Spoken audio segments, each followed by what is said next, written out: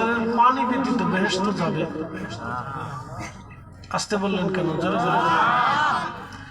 তো হাউজে কাউসারের পানি নিতে হলে কি রসুলকে লাগবে না? নবী ছাড়া হাউজে কাউসারের পানি পাওয়ার কোন সুযোগ আল্লাহ কি কিয়ামতে রাখছে? রাখেন। তাহলে কোরআন মিথ্যা হয়ে যাবে, কালাম মিথ্যা হয়ে যাবে। আর আকাশ ভেঙে গেল, পৃথিবী পুড়ে গেল, সাগর শুকিয়ে গেল, কোরআন কি পুরো মিথ্যা হবে? তো কোরআন যেহেতু সত্য, তাহলে হাউজে কাউসার পাইতে হলে নবী লাগবে। কিয়ামতের ময়দানে যদি নবী লাগে, রসুলের মাধ্যম ব্যতীত যেহেতু হাউজে কাউসার পাওয়া যাবে না, নবীর মাধ্যম লাওয়ায়ে হামদের পতাকা ব্যতীত এবং শাফায়াতের পতাকা ব্যতীত ফুলসিরা পার যেহেতু হতে পারবেন না, কিয়ামতের ময়দানে নবীর মাধ্যম দিয়ে যেহেতু জান্নাতে যেতে হবে, তাহলে দুনিয়ার বইয়ের সার্টিফিকেট সাবজেক্টের ভিতরে রসুলের উসিলা থাকলে শিরকের ব্যাখ্যার আখ্যা দিয়ে যারা কেটে দিতে চায়, আমাদের আর বুঝার বাকি নেই, তারাই রসুলের দুশমন। হিসাব তো সহজ, কঠিন কোন হিসাব না।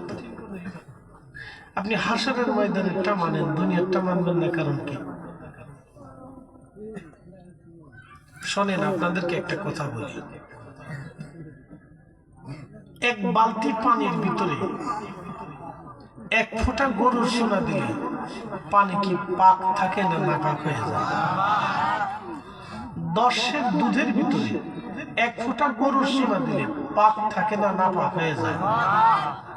সারা জীবনের আমল যদিও আপনার থাকে, কিন্তু দরবার মুস্তাফার সাথে যদি আপনার দুশ্মনী থাকে, কিয়ামত হয়ে যাবে, আকাশ ভেঙে যাবে, পৃথিবী পড়ে যাবে, কাবা শরীফের গিরাম দিয়ে আপনাকে কবরে দেওয়া হবে, কাবার পাথর দিয়ে আপনাকে কবর গেঁথে দিলেও, কোরআন গলায় বেঁধে কবরের ভিতরে পাঠাইলেও আপনার মাফ হবে না।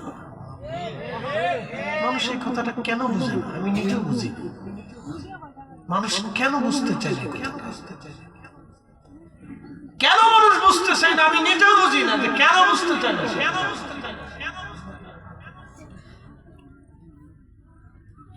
আপনি বুঝেন যে ঈসা আল্লাহর মতো নবী, এই উম্মতের মর্যাদা দেখেন, নবীর মর্যাদা না, নবীর উম্মত।